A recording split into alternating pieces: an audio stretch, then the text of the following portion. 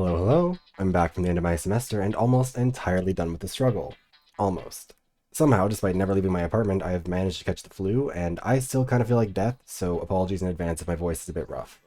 Also, you might have noticed over the last couple of weeks that I posted a few times about a survey that I was conducting, and the video on that study is going to be coming out in a few weeks. In the interim, I want to talk about an entirely different topic. Why isn't Overwatch 2's feedback all that helpful? To explore this, we're going to be talking about feedback loops, relevant versus irrelevant feedback, and so much more, but I'm trying to keep my intros shorter, so let's just jump into it. First of all, what's a feedback loop?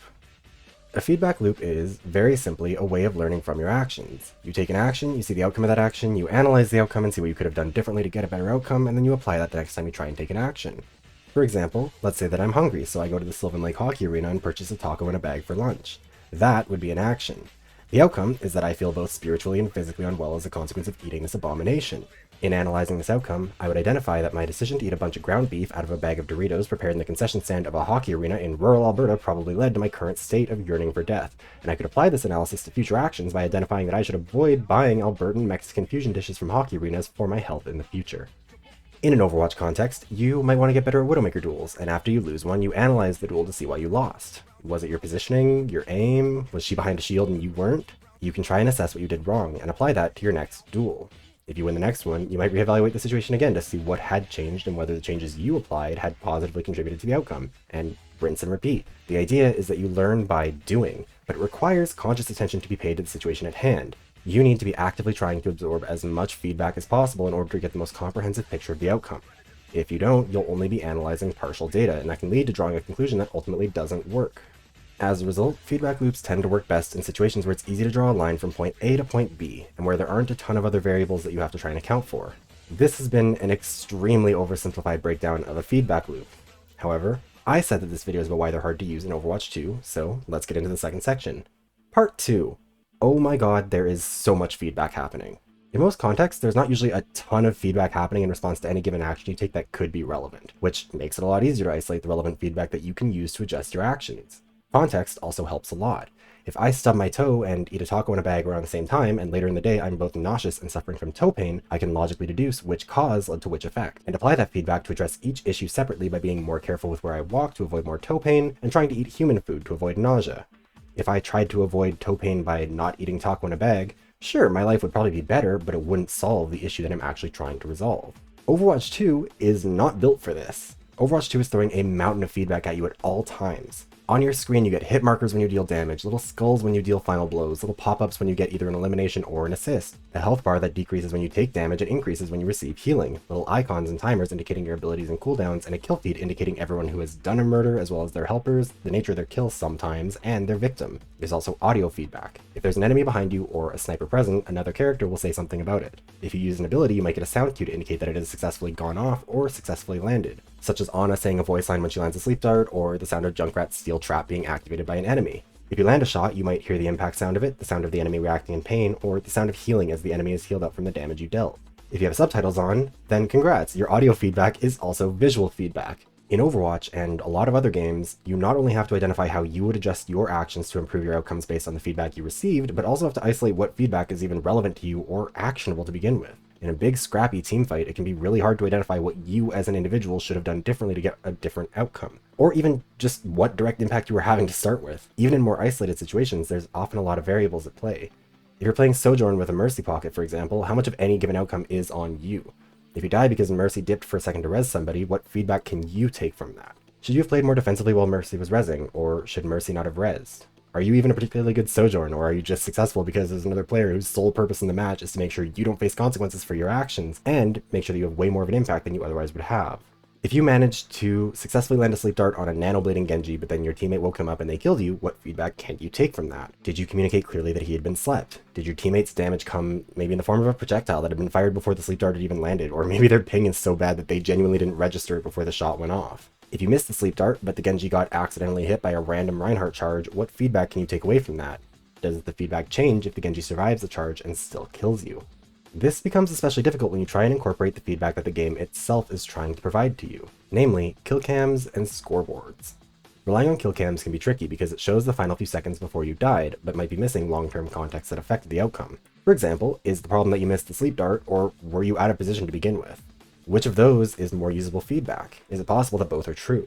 By putting the emphasis on the final few seconds of life, kill cams provide a lot of feedback, but they also bias you heavily towards prioritizing only those final few seconds and what could have been done in that time frame to change the outcome, even if it's possible that the outcome became inevitable a lot earlier. The scoreboard, on the other hand, kind of has the opposite problem.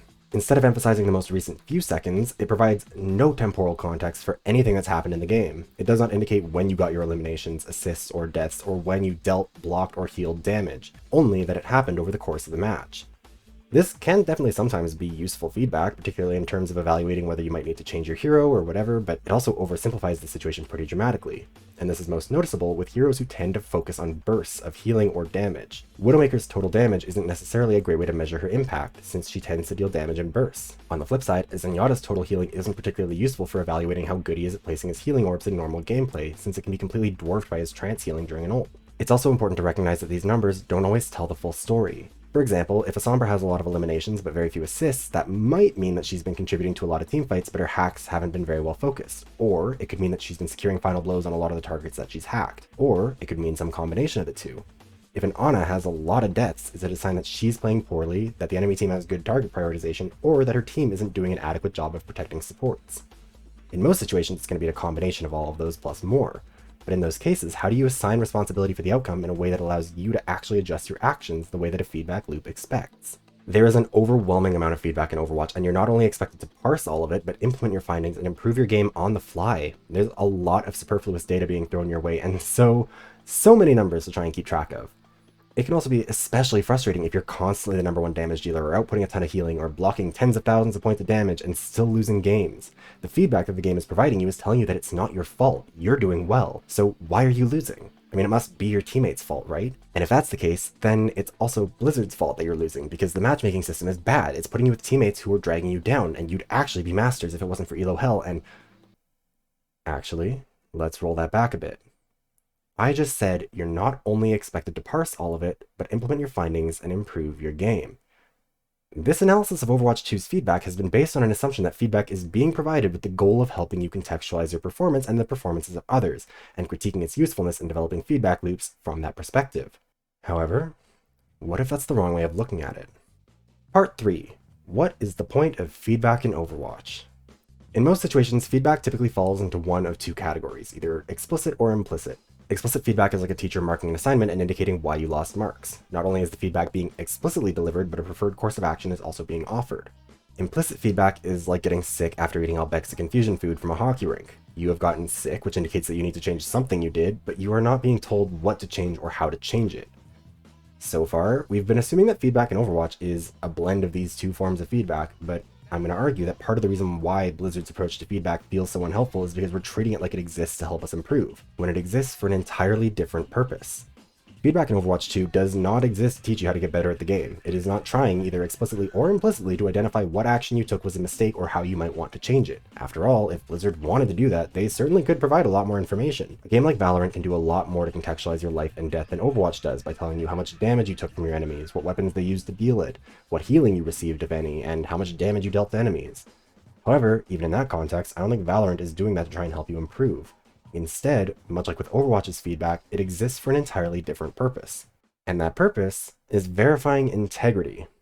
The feedback in Overwatch 2, like most other video games, isn't about helping you improve. It's about guaranteeing that the game is maintaining its integrity and allowing you to review that for yourself. The kill cam does not exist so that you can learn from it. It exists so you can fact check for yourself to ensure that the death was fair. The scoreboard does not exist so you can use it to contextualize your performance and improve. It exists so you can verify that the game is working properly. In a video game, the game is not just the game, it's also the referee of every single action. It is the game's responsibility to evaluate whether or not a bullet hit a target, and if so, to evaluate the damage that should cause. It doesn't get to subjectively decide this, because these things are supposed to be fully objective. Either the bullet landed or it didn't, and if it did, the amount of damage is based on a pre-calculated formula. If you take damage, the game is responsible for adjusting your health accordingly and informing you of it. In this sense, the feedback that the game is providing for you isn't really focused on helping you improve. It exists so you can independently verify that the game is maintaining its competitive integrity so you don't feel like you need to dispute it. In a game like hockey, there is no omnipotent force that can enforce the game's rules, only human referees, and those human referees sometimes have to deal with the gray areas or the flaws of human perception. A referee might call something a goal only to have it disputed by players who argue that the puck did not fully cross the goal line. If there's a camera recording it, the footage might be played back to see if it backs up either side. If there isn't, the referee's word is often final. The same goes for evaluating penalties. Even though the rules are written in black and white, there is often a lot of subjectivity involved with actually interpreting and implementing them. The referee has to be certain that a given action was actually a penalty and meets the criteria, and they can get it wrong. Or it might be a situation where the offending play happened where they can't see it, so they can't enforce it. The reason I bring this up is because, in the context of hockey, you can ask a referee to justify their decision, and if you feel like those decisions were unjustified, you can appeal the decision to a higher level. In a video game, you can't ask the game to justify why a bullet hit you or why you died. The game is automatically enforcing everything against you and cannot be disputed. This could be a recipe for disaster if players felt like the system was operating unfairly or inconsistently. While you can appeal the decision of a human referee, you can't appeal the decision of a game like Overwatch if you feel like Overwatch gets it wrong. So, in order to protect against this, game developers provide an overwhelming amount of feedback about how the system is operating. It'll show you a hit marker so that you know that your shot landed. It'll show you a skull so you know your target was killed. It'll show you the little indicators about assists and eliminations so you know that you've been given credit. It shows you your health bar so you know how much damage you can still take and have taken. It shows you the kill feeds so that you know who's alive and who's dead. It'll show you your damage so that you can verify and account for each bullet that's landed. Your damage blocked so you can verify and account for each bullet you've blocked, and your healing so you can verify and account for the amount of healing that you've been outputting. The game doesn't tell you how much you've healed so that you can evaluate how good or bad you are, although it might incidentally provide some insight into that. It tells you that so you know that every on a dart that you've fired and has hit a target has been accounted for, so that you know that the outcome of the game is based on a fair, true, and accurate assessment of all actions taken. If the game didn't show you your health bar, you wouldn't know how much health you had left, so you wouldn't be able to verify if the bullet that hit you should have actually been able to kill you. If the game didn't show you a hit marker when you landed a shot, you wouldn't know if you'd landed a shot or if you'd dealt any damage. And if the game didn't show you your damage dealt, it wouldn't be able to tell you how much damage that shot or any other shot dealt. If the game didn't show you a kill cam, you might not be able to verify whether or not the other player was actually playing fair, or if they were cheating in some way or exploiting a glitch. Being able to see that kill cam verifies the legitimacy of your death, which in turn allows you to keep playing knowing that the game still has its competitive integrity even if you're annoyed that you died. The reason that this is important to understand is because the kind of feedback that a referee will provide is very different than the kind of feedback that a coach provides. A referee is only providing feedback on whether or not the rules of the game are being followed, not the quality of the gameplay or the skill of the players. In hockey, you can take the feedback provided by a referee, like that a goal was scored, and use that to evaluate whether or not you've performed well, but it is not feedback about the quality of the goal, or about what you could change to maybe, stop the goal from happening, or to get another goal like that. Likewise, the feedback that Overwatch 2 is providing is primarily focused on maintaining the game's competitive integrity. The system is not built to provide feedback that you can use to improve your gameplay. It might incidentally be useful in helping you get better at the game if you're able to look at stats like your accuracy, but that stat is only being tracked to contextualize how many times you've hit your targets, so you know that the game is keeping track of your accuracy and can be trusted with it.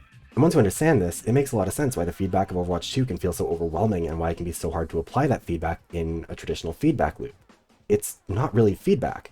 In practice, it's just the game showing its work. If you landed a shot, the game will tell you you've landed the shot, how much damage that shot dealt, and will factor that into the total number of shots you've landed versus the ones you haven't to prove that it can be trusted to keep track of it. This doesn't mean that it's wholly irrelevant in terms of being feedback that could help you improve, only that you will need to do a lot of the work to contextualize the data the game is providing to turn it into something useful. Ultimately, the thing I want people to take away from this is that it's important to understand the nature of the feedback you're being given if you want to be able to learn anything from it, not just in Overwatch, but kind of in anything.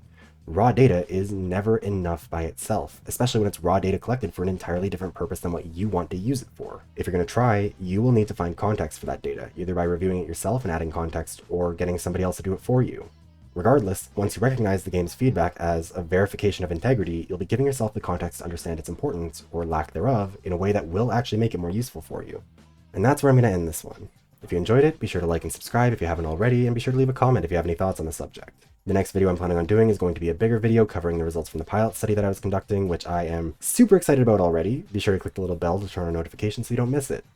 YouTube's also about to recommend a pair of videos for you from the channel, but if you'd like my recommendation, you should check out the video I did on one-shots from January. That should be appearing in the top left of your screen in just a moment. With all that out of the way, thank you for watching, and I hope I'll see you again soon.